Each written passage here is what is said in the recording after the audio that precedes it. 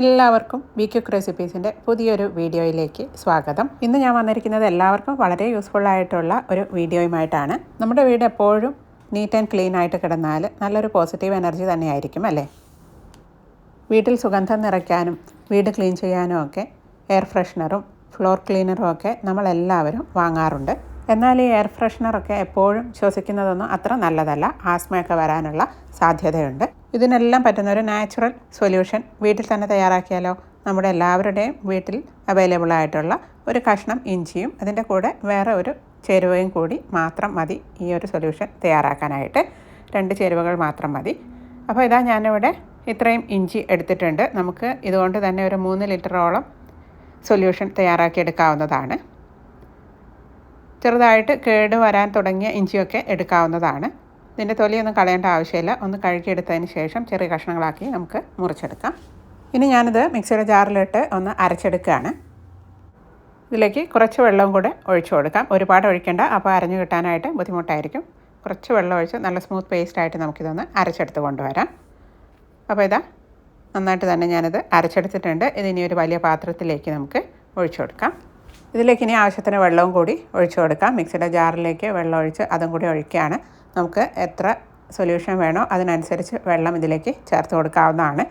ഇഞ്ചി ആയതുകൊണ്ട് തന്നെ നല്ല കോൺസെൻട്രേറ്റഡ് സ്മെല്ലായിരിക്കും. അപ്പോൾ നമുക്ക് ആവശ്യമുള്ളത്ര വെള്ളം ഇതിലേക്ക് ഒഴിച്ചു കൊടുക്കാവുന്നതാണ്.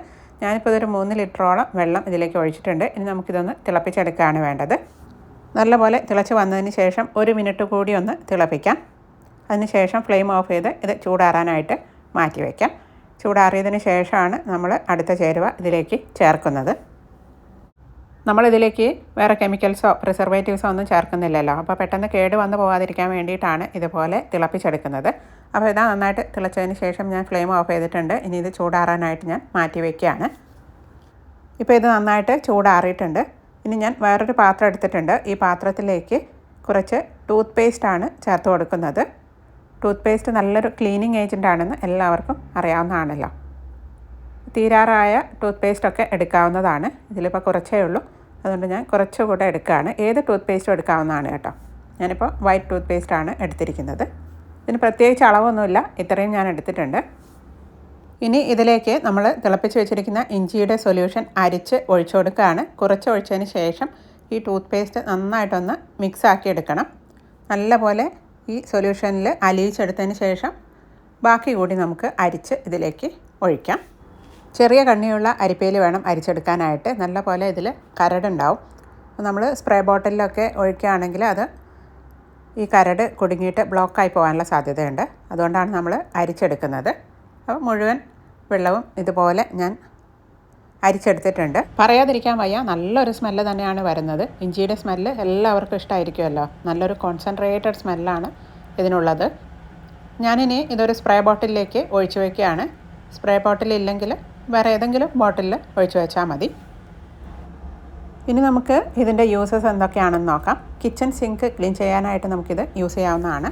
ഇതുപോലെ സ്പ്രേ ചെയ്തതിന് ശേഷം ഒന്ന് കഴുകി നോക്കൂ. വേറെ സോപ്പോ ഒന്നും തന്നെ വേണ്ട. സിങ്കിലുള്ള കറകളും എണ്ണമെഴുക്കും സ്മെല്ലും എല്ലാം പോയി കിച്ചൺ സിങ്ക് നല്ല പോലെ വെട്ടിത്തിളങ്ങും. നല്ലൊരു സ്മെല്ലും ആയിരിക്കും. ഈ ഇഞ്ചിയുടെ സ്മെല്ല് നിങ്ങൾക്കറിയാലോ, നല്ലൊരു സ്മെല്ല് തന്നെ ആയിരിക്കും. എന്നെപ്പോലെ ഫ്ലാറ്റിലൊക്കെ താമസിക്കുന്നവരാണെങ്കിൽ നമ്മൾ ഫിഷ് ക്ലീൻ ചെയ്യുന്നതും അതുപോലെ മറ്റ് നോൺ വെജ് ക്ലീൻ ചെയ്യുന്നതും ഒക്കെ ഈ ഒരു കിച്ചൺ സിങ്കിൽ വെച്ചിട്ടാണ്. ആ പണികളൊക്കെ കഴിഞ്ഞതിന് ശേഷം കിച്ചൺ സിങ്കിന് നല്ലൊരു സ്മെല്ല് കിട്ടാനായിട്ട് ഈ ഒരു സ്പ്രേ ഒരുപാട് നല്ലതാണ്. അതുപോലെ തന്നെ ഈ കിച്ചൺ സിങ്കിൻ്റെ ടാപ്പ് ഇതുപോലെ ഒന്ന് സ്പ്രേ ചെയ്തതിന് ശേഷം തുടച്ച് നോക്കൂ. ടാപ്പ് നല്ല പോലെ വെട്ടിത്തിളങ്ങും. ഇനി നമ്മുടെ കിച്ചൺ കൗണ്ടർ ടോപ്പ് ആയാലും ഗ്യാസ് സ്റ്റൗ ആയാലും ക്ലീൻ ചെയ്യാനായിട്ട് ഈ ഒരു സൊല്യൂഷൻ മതി. ഇത് എൻ്റെ അടുപ്പാണ്. ഇവിടെ ഞാനിതൊന്ന് സ്പ്രേ ചെയ്ത് ആദ്യം ഒരു നനഞ്ഞ തുണി കൊണ്ട് തുടച്ചതിന് ശേഷം ഒരു ഉണങ്ങിയ തുണി കൊണ്ട് കൂടി തുടയ്ക്കുകയാണ്. ഒട്ടും തന്നെ എണ്ണമെഴുക്കോ അഴുക്കോ ഒന്നും തന്നെ ഉണ്ടാവുകയില്ല. നല്ല പോലെ ക്ലീനായിട്ട് കിട്ടും. നിങ്ങൾ ട്രൈ ചെയ്ത് നോക്കൂ. മാത്രമല്ല നല്ലൊരു സ്മെല്ലും ആയിരിക്കും. ഇനി നിങ്ങൾ നോൺ വെജൊക്കെ യൂസ് ചെയ്യുന്നവരാണെങ്കിൽ ഫിഷ് ഫ്രൈ ചെയ്ത പാത്രമൊക്കെ ഉണ്ടാവുമല്ലോ, അത് കഴുകിയെടുക്കാനായിട്ട് കുറച്ചൊരു ബുദ്ധിമുട്ട് തന്നെയാണ്. ഇതിലുള്ള എണ്ണ സിങ്കിലും ഒക്കെ ആയിട്ട് സിങ്കിനും പാത്രത്തിനൊക്കെ ഒരു സ്മെല്ലായിരിക്കും. അതുപോലെ നമ്മൾ സ്ക്രബ് യൂസ് ചെയ്യുകയാണെങ്കിൽ സ്ക്രബിനും ആ ഒരു സ്മെല്ല് വരും. ആ സ്ക്രബ് വെച്ച് കഴുകുന്ന മറ്റു പാത്രങ്ങൾക്കും ഇതിൻ്റെയൊക്കെ സ്മെല്ല് ഉണ്ടായിരിക്കുന്നതാണ്. അപ്പോൾ അതൊന്നും ഇല്ലാതിരിക്കാനായിട്ട് ആദ്യം ഈ ഒരു പാത്രം ടിഷ്യൂയോ അല്ലെങ്കിൽ പഴയ തുണിയോ ഒക്കെ വെച്ചൊന്ന് ക്ലീൻ ചെയ്തെടുക്കാം. എണ്ണയൊക്കെ ഞാൻ തുടച്ചെടുത്തിട്ടുണ്ട്. അതിന് ശേഷം നമ്മുടെ ഈ സൊല്യൂഷൻ ഒന്ന് സ്പ്രേ ചെയ്ത് കൈകൊണ്ട് വെറുതെ ഇതുപോലെ ഒന്ന് ചെയ്തതിന് ശേഷം കഴുകി കളഞ്ഞാൽ മതി. പാത്രത്തിന് തന്നെ നല്ലൊരു സ്മെല്ലായിരിക്കും.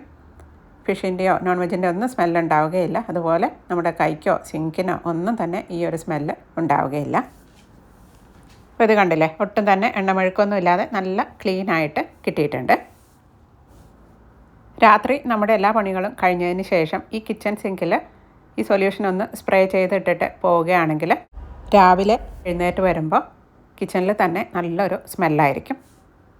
മാത്രമല്ല പാറ്റയോ ഉറുമ്പോ അതുപോലുള്ള കുഞ്ഞു പ്രാണികളൊന്നും തന്നെ വരികയില്ല.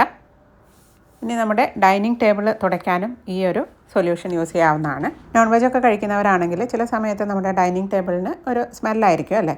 എന്തൊക്കെ ഇട്ട് തുടച്ചാലും ഈ ഒരു സ്മെല്ല് പോവുകയില്ല. അത് നമ്മൾ ചിലപ്പോൾ അറിയണമെന്നില്ല. പെട്ടെന്ന് ആരെങ്കിലും പുറത്ത് നിന്ന് കയറി വരുമ്പോഴാണ് അവർക്ക് ആ സ്മെല്ല് ഫീൽ ചെയ്യുന്നത്. അപ്പോൾ ഈ ഒരു സൊല്യൂഷൻ സ്പ്രേ ചെയ്തതിന് ശേഷം തുടച്ച് നോക്കൂ. നമ്മുടെ ടേബിളിന് നല്ലൊരു സ്മെല്ല് തന്നെയായിരിക്കും. ഒരു ബാഡ് സ്മെല്ലും ഉണ്ടാവുകയില്ല. പിന്നെ ഒരു കാര്യം ശ്രദ്ധിക്കേണ്ടത്, നമ്മൾ ടേബിൾ തുടയ്ക്കാൻ ഉപയോഗിക്കുന്ന തുണിക്കും ബാഡ് സ്മെല്ലൊന്നും പാടില്ല. നല്ല ക്ലീൻ ആയ തുണി തന്നെ നമ്മൾ യൂസ് ചെയ്യണം. ഇനി നമ്മുടെ ജനലിൻ്റെ ആയാലും ബാൽക്കണിയുടെ ആയാലും ഗ്ലാസ്സൊക്കെ ക്ലീൻ ചെയ്യാനായിട്ട് ഈ ഒരു സൊല്യൂഷൻ ഉപയോഗിക്കാവുന്നതാണ്. ഇതുപോലൊന്ന് സ്പ്രേ ചെയ്തതിന് ശേഷം തുടച്ച് നോക്കൂ, നല്ല ക്ലീനായിട്ട് കിട്ടുന്നതാണ്. ഇനി നമ്മുടെ വാഷ് ബേസിലിന് ടാപ്പിലൊക്കെ എപ്പോഴും സോപ്പിൻ്റെ കറയും വെള്ളത്തിൻ്റെ കറയൊക്കെ പിടിച്ചിരിക്കും അല്ലേ. അതൊക്കെ പോക്കാനായിട്ട് ഇതുപോലെ ഇതൊന്ന് സ്പ്രേ ചെയ്തതിന് ശേഷം ഒരു ഉണങ്ങിയ തുണി കൊണ്ട് തുടച്ചാൽ മതി. ഈ ടാപ്പ് നല്ല പോലെ വെട്ടിത്തിളങ്ങും. വാഷ് ബേസിൻ ക്ലീൻ ചെയ്യാനും നമുക്ക് ഈ ഒരു സൊല്യൂഷൻ തന്നെ ഉപയോഗിക്കാം. നല്ല ക്ലീനായിട്ട് കിട്ടുകയും ചെയ്യും, നല്ല സ്മെല്ലും ആയിരിക്കും. വാഷ് ബേസിൻ്റെ സൈഡിലുള്ള സ്ലാബ് ക്ലീൻ ചെയ്യാനായിട്ടും നമുക്ക് ഈ ഒരു സൊല്യൂഷൻ ഉപയോഗിക്കാം. ഓരോ പ്രാവശ്യം എടുക്കുമ്പോഴും ഈ സൊല്യൂഷൻ നന്നായിട്ട് ഷേക്ക് ചെയ്യണം കേട്ടോ. ഇനി ഗസ്റ്റൊക്കെ വരുന്നതിൻ്റെ തൊട്ട് മുമ്പ് നമ്മൾ വാഷ് ബേസിനിലൊക്കെ ഇതൊന്ന് സ്പ്രേ ചെയ്തിടാണെങ്കിൽ നല്ലൊരു സ്മെല്ല് തന്നെയായിരിക്കും വാഷ് ബേസിന്. അതുപോലെ വാഷ് ബേസിൻ്റെ സൈഡിൽ ഇതുപോലെ ആർട്ടിഫിഷ്യൽ ഫ്ലവേഴ്സൊക്കെ വെച്ചിട്ടുണ്ടെങ്കിൽ അവിടെയും ഇത് സ്പ്രേ ചെയ്ത് കൊടുക്കാവുന്നതാണ്. അതോ അല്ലെങ്കിൽ ഒരു ടിഷ്യൂലോ അല്ലെങ്കിൽ ഒരു കഷ്ണം കോട്ടണിലോ ഇതുപോലെ ഈ സൊല്യൂഷൻ ആക്കിയതിന് ശേഷം ഈ ആർട്ടിഫിഷ്യൽ ഫ്ലവേഴ്സിൻ്റെ ഒക്കെ ഇടയിൽ വെച്ച് കൊടുത്താലും നല്ലൊരു സ്മെല്ല് തന്നെയായിരിക്കും. എപ്പോഴും ഇത് ചെയ്യണമെന്നില്ല. ഗസ്റ്റൊക്കെ വരുന്നതിന് തൊട്ട് മുമ്പ് ചെയ്യുകയാണെങ്കിൽ നല്ലതായിരിക്കും. അപ്പോൾ ഇതാ വാഷ് ബേസിനൊക്കെ നല്ലപോലെ ക്ലീൻ ആയില്ലേ. ഇനി ഇതിൻ്റെ സൈഡിൽ മിററൊക്കെ ഉണ്ടെങ്കിൽ അത് ക്ലീൻ ചെയ്യാനും നമുക്ക് ഈ ഒരു സൊല്യൂഷൻ ഉപയോഗിക്കാവുന്നതാണ്. ഇതുപോലെ ഒന്ന് സ്പ്രേ ചെയ്ത് കൊടുത്തതിന് ശേഷം ഒരു തുണി കൊണ്ട് തുടയ്ക്കുക. അതിന് ശേഷം ഒരു ഉണങ്ങിയ തുണി കൊണ്ട് കൂടി തുടച്ചാൽ മിററും നല്ല ക്ലീനായിട്ട് കിട്ടുന്നതാണ്. പലപ്പോഴും കിച്ചൺ കൗണ്ടർ ടോപ്പിൻ്റെ കോർണറിൽ കൂടി ഉറുമ്പും പാറ്റയും മറ്റ് പ്രാണികളൊക്കെ വരുന്നതായിട്ട് നമ്മൾ കാണാറുണ്ട്. ഇതൊന്നും ഇല്ലാതിരിക്കാനായിട്ട് രാത്രി ഉറങ്ങാൻ പോകുന്നതിന് മുമ്പായിട്ട് ഇവിടെ ഈ സൊല്യൂഷൻ ഒന്ന് സ്പ്രേ ചെയ്ത് കൊടുത്താൽ മതി. ഈ ഇഞ്ചിയുടെ സ്മെല്ല് കാരണം ഉറുമ്പോ പാറ്റയോ പ്രാണികളോ ഒന്നും തന്നെ വരികയില്ല. ഇനി നമ്മുടെ ഫ്രിഡ്ജിൻ്റെ ഡോറ് ക്ലീൻ ചെയ്യാനായിട്ടും ഇത് ഉപയോഗിക്കാവുന്നതാണ്. ഫ്രിഡ്ജിൽ നമ്മളെപ്പോഴും പിടിക്കുന്ന ഭാഗങ്ങളിലൊക്കെ അഴുക്ക് ഉണ്ടായിരിക്കും. ഇതൊക്കെ ക്ലീൻ ചെയ്യാനായിട്ട് നമുക്ക് ഈ സൊല്യൂഷൻ ഉപയോഗിക്കാം. അതുപോലെ തന്നെ ഫ്രിഡ്ജിൻ്റെ ഉൾഭാഗം ക്ലീൻ ചെയ്യാനായിട്ടും ഈ ഒരു സൊല്യൂഷൻ ഉപയോഗിക്കാവുന്നതാണ്. ഒരു തുണിയിൽ സ്പ്രേ ചെയ്ത് കൊടുത്തതിന് ശേഷം ഉൾഭാഗവും ഇതിൻ്റെ പുറമേയും ഒക്കെ നമുക്ക് തുടച്ചു കൊടുക്കാം. നമ്മുടെ കിച്ചൺ ക്യാബിനറ്റിൻ്റെ ഡോറുകളും കിച്ചൺ ക്യാബിനറ്റിൻ്റെ ഉൾഭാഗമൊക്കെ ക്ലീൻ ചെയ്യാനായിട്ടും ഈ ഒരു സൊല്യൂഷൻ ഉപയോഗിക്കാവുന്നതാണ്. പലപ്പോഴും ഈ ഡോറിലൊക്കെ എണ്ണമെഴുക്കൊക്കെ ഉണ്ടായിരിക്കും, നമ്മളെപ്പോഴും തുറക്കുന്ന ഡോറുകളിൽ പ്രത്യേകിച്ചും. അപ്പോൾ ഇതൊക്കെ ക്ലീൻ ചെയ്യാനായിട്ട് ഈ ഒരു സൊല്യൂഷൻ ഉപയോഗിക്കാവുന്നതാണ്. എണ്ണമെഴുക്കൊക്കെ പോയിട്ട് നല്ല ക്ലീനായിട്ട് കിട്ടും, നല്ലൊരു സ്മെല്ലും ആയിരിക്കും. നമ്മുടെ ടൂത്ത് പേസ്റ്റ് നല്ലൊരു ക്ലീനിങ് ഏജൻറ്റ് ആയതുകൊണ്ട് തന്നെ ചായക്കറയൊക്കെ പിടിച്ചിരിക്കുന്ന ഗ്ലാസ്സുകളും കപ്പുകളും ഒക്കെ ക്ലീൻ ചെയ്യാനായിട്ട് ഈ ഒരു സൊല്യൂഷൻ ഉപയോഗിക്കാവുന്നതാണ്. വേറെ സോപ്പൊന്നും ഉപയോഗിക്കേണ്ട ആവശ്യമില്ല. ഇതൊന്ന് സ്പ്രേ ചെയ്ത് കൊടുത്തതിന് ശേഷം നമ്മുടെ സ്ക്രബ് കൊണ്ട് കഴുകിയെടുത്താൽ മതി. ഈ ഗ്ലാസ്സിലിപ്പോൾ ചായക്കറയൊന്നുമില്ല, ഞാനൊന്ന് ക്ലീനാക്കി കാണിച്ചു എന്നേ ഉള്ളൂ. വല്ലാതെ കറ പിടിച്ചിട്ടുണ്ടെങ്കിൽ കുറച്ച് സമയം ഈ സൊല്യൂഷൻ ഒഴിച്ചു വെച്ചതിന് ശേഷം കഴുകിക്കളഞ്ഞാൽ മതി. നമ്മൾ കോഫിയും ചായയും ഒക്കെ എപ്പോഴും ഒഴിച്ചു വയ്ക്കുന്ന ഫ്ലാസ്കിന് അതിൻ്റെ ഒരു സ്മെല്ല് ഉണ്ടായിരിക്കും അല്ലേ. അത് എങ്ങനെയൊക്കെ കഴുകിയാലും ആ ഒരു സ്മെല്ല് പോവുകയില്ല. അത് പോയി കിട്ടാനായിട്ട് ഈ ഒരു സൊല്യൂഷൻ കുറച്ച് ഒഴിച്ചു വെച്ചതിന് ശേഷം ഒരു അരമണിക്കൂർ നമുക്ക് വെയിറ്റ് ചെയ്യാം. അതിന് ശേഷം ഇതൊന്ന് കഴുകി നോക്കൂ. ചായയുടെയോ കോഫിയുടെയോ സ്മെല്ലൊന്നും തന്നെ ഉണ്ടാവുകയില്ല. കുട്ടികൾ സ്കൂളിൽ വെള്ളം കൊണ്ടുപോകുന്ന വാട്ടർ ബോട്ടിലിന് ചില സമയത്തൊരു ബാഡ് സ്മെല്ലായിരിക്കും അല്ലേ. ഇത് പോയി കിട്ടാനായിട്ടും ഈ ഒരു സൊല്യൂഷൻ കുറച്ച് സമയം ഒഴിച്ചു വെച്ചതിന് ശേഷം കഴുകി നോക്കൂ, നല്ലൊരു സ്മെല്ല് തന്നെയായിരിക്കും ബോട്ടിലിന്.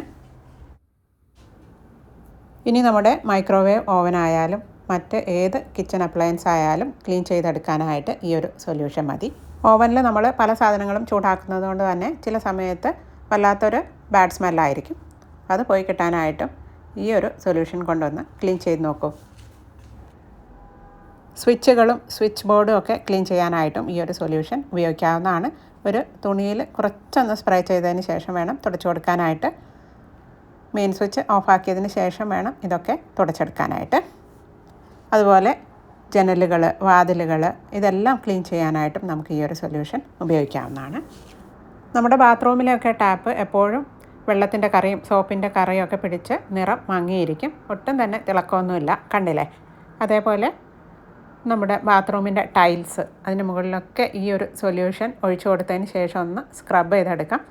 അതിന് ശേഷം കുറച്ച് വെള്ളം ഒഴിച്ച് ഒന്ന് കഴുകിയെടുക്കാം. വെള്ളം ഒഴിച്ച് കഴുകിയതിന് ശേഷം ഒരു ഉണങ്ങിയ തുണി കൊണ്ടൊന്ന് തുടച്ച് നോക്കൂ. ടാപ്പ് നല്ലതുപോലെ വെട്ടിത്തിളങ്ങും. ഇനി നമുക്ക് തറ തുടയ്ക്കാനായിട്ടും ഈ ഒരു സൊല്യൂഷൻ ഉപയോഗിക്കാവുന്നതാണ്. തറ തുടയ്ക്കുന്ന വെള്ളത്തിൽ കുറച്ച് ഈ സൊല്യൂഷൻ ഒഴിച്ചു കൊടുക്കാം. അതിന് ശേഷം ഒന്ന് തുടച്ച് നോക്കൂ. തറ നന്നായിട്ട് ക്ലീനായിട്ട് കിട്ടുകയും ചെയ്യും, നല്ലൊരു സ്മെല്ലും ആയിരിക്കും. അപ്പോൾ ഇത്രയൊക്കെയാണ് ഇന്നത്തെ ഈ വീഡിയോയിലുള്ളത്. ഈ വീഡിയോ നിങ്ങൾക്ക് ഉപകാരപ്പെടുമെന്ന് വിചാരിക്കുന്നു. അധികം ചിലവൊന്നും ഇല്ലാതെ നമ്മുടെ എല്ലാവരുടെയും വീട്ടിലുള്ള 2 സാധനങ്ങൾ കൊണ്ട് തയ്യാറാക്കാൻ പറ്റുന്ന ഒരു സൊല്യൂഷനാണ്. അടിപൊളി സൊല്യൂഷൻ അല്ലേ? എല്ലാത്തരം ക്ലീനിങ്ങിനും ഉപയോഗിക്കുകയും ചെയ്യാം. ഈ വീഡിയോ നിങ്ങൾക്ക് ഇഷ്ടമായിട്ടുണ്ടെങ്കിൽ എൻ്റെ ഈ വീഡിയോ ലൈക്ക് ചെയ്യാനും ഫ്രണ്ട്സിനും റിലേറ്റീവ്സിനൊക്കെ ഷെയർ ചെയ്യാനും എൻ്റെ ഈ ചാനൽ സബ്സ്ക്രൈബ് ചെയ്യാനും മറക്കല്ലേ. മറ്റൊരു വീഡിയോയുമായിട്ട് അടുത്ത പ്രാവശ്യം കാണാം. Thank you. Bye bye.